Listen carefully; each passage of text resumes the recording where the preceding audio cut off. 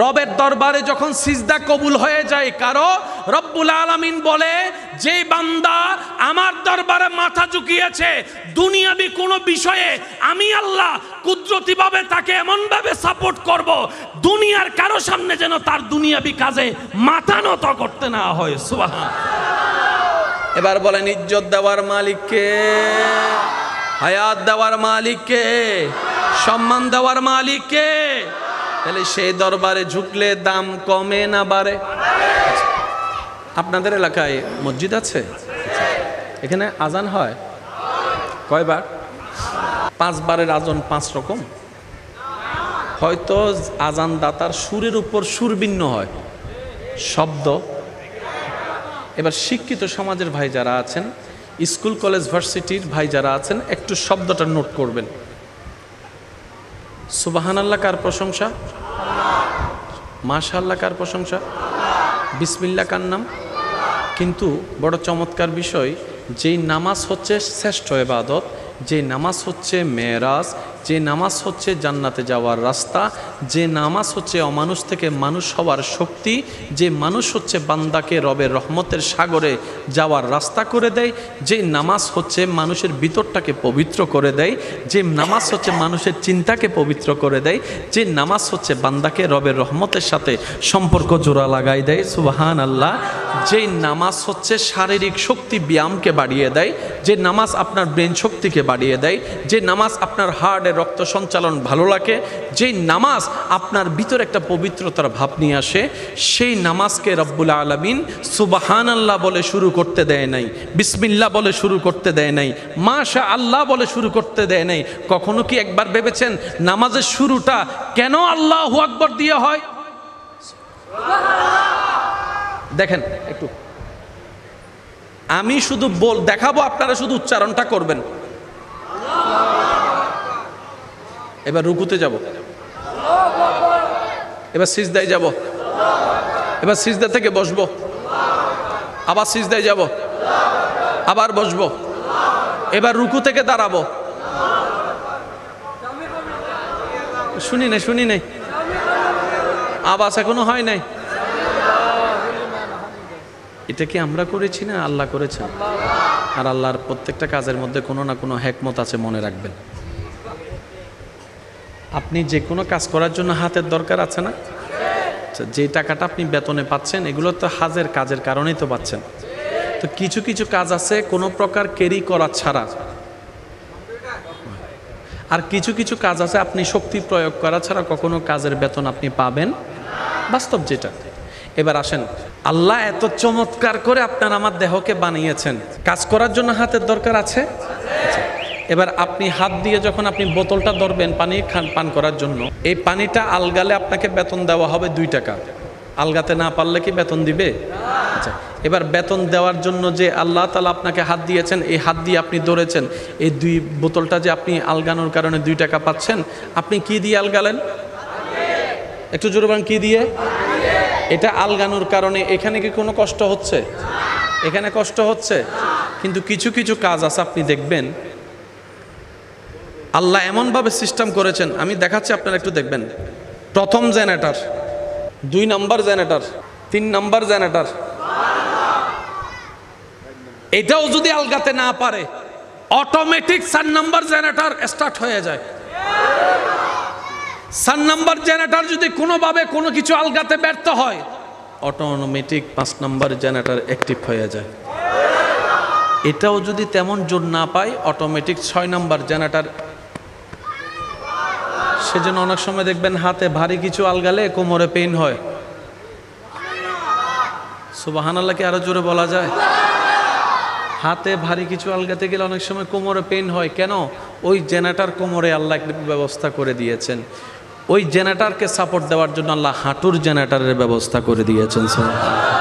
একটা দেহের ভিতরে কতগুলো জেনারেটর আপনি নিজে ভেবে দেখবেন। আমি বলি কি, 5টা আঙ্গুল সমান নয়, কিন্তু ভাত খাওয়ার সময় 5টা আঙ্গুল সমান হয়ে যায়। সুবহানাল্লাহ। যদি আপনার আমার কথা মোতাবেক 5টা আঙ্গুলকে আল্লাহ সমান বানাতেন, কেউ ভাতও খাইতে পারতাম না। আল্লাহ সিস্টেমটা এমনভাবে করেছেন, যারা স্রষ্টা খুঁজে পায় না, শ্রদ্ধার সাথে আবদার করে বলে যেতে চাই, আপনার স্রষ্টা খোঁজার জন্য ডানে বামে দেখারও দরকার নাই, কম্পিউটার নিয়ে গবেষণা করারও দরকার নাই। আপনি আয়নার সামনে দাঁড়ায় নিজেকে নিয়ে নিজে গবেষণা শুরু করেন, আপনার মনেই বলতে বাধ্য হবে এত সুন্দর সৃষ্টি কোনো সৃষ্টির পক্ষে করা সম্ভব নয়, এটা একমাত্র স্রষ্টাই সৃষ্টি করে দিতে পারে। বলেন সুবহান। আর একটু জোরে বলি না সুবহান আল্লাহ।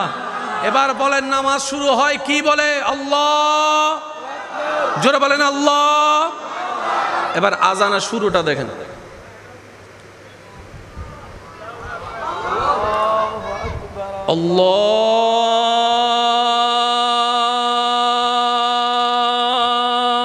আল্লাহু আকবার, আল্লাহু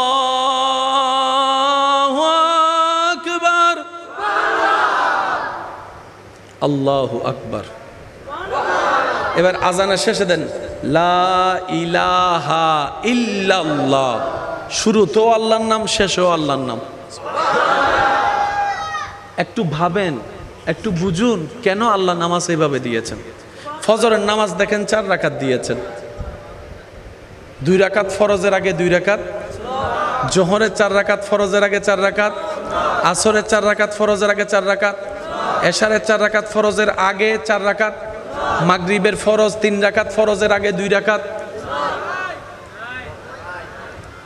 প্রত্যেক ওয়াক্তে রব্বুল আলামিন সুন্নত আগে রেখেছেন, ফরজ পড়ে দিয়েছেন, কিন্তু মাগরিবের সময় আল্লাহ সুন্নতকে আগে দেয় নাই।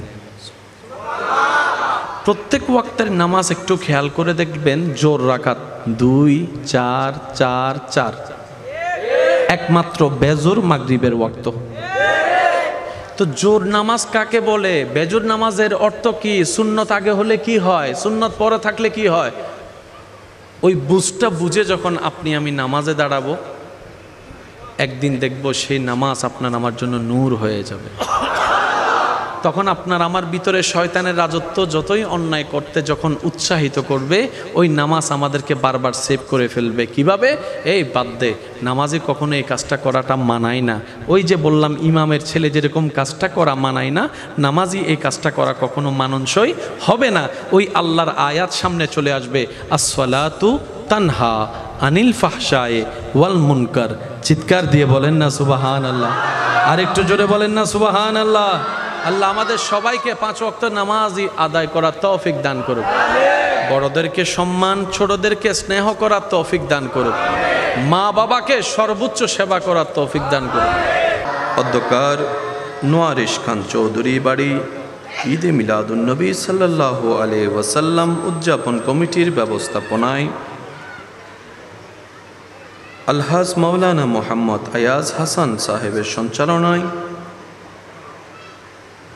রৌনকে মিল্লাত আল্লামা মৌলানা কারি ফরিদুল আলম কাদরি মদ্দাজিল্লুল আলীর সভাপতিত্বে আজকের এই সজ্জিত আজিমুশান নূরানি ইমানি মাহফিলের মান্যবর প্রধান আলোচক, বাইতুন নূর জামে মসজিদের মান্যবর খতিবে মুকাররম, মোহাব্বতের আওয়াজে সবাই চিৎকার দিয়ে একবার বলি আলহামদুলিল্লাহ। আর একটু মোহাব্বতের আওয়াজে বলি আলহামদুলিল্লাহ। আল্লাহ দয়া করে মেহেরবানি করে আমাদের সকলের জীবনের অতীতের করা কবিরা সগীরা গুনাহকে আল্লাহ যেন মাফ করে দেন, আমিন। রব্বুল আলামিন দয়া করে মেহেরবানি করে আমাদের মা বাবার গুনাহকে মাফ করে দিন, আমিন।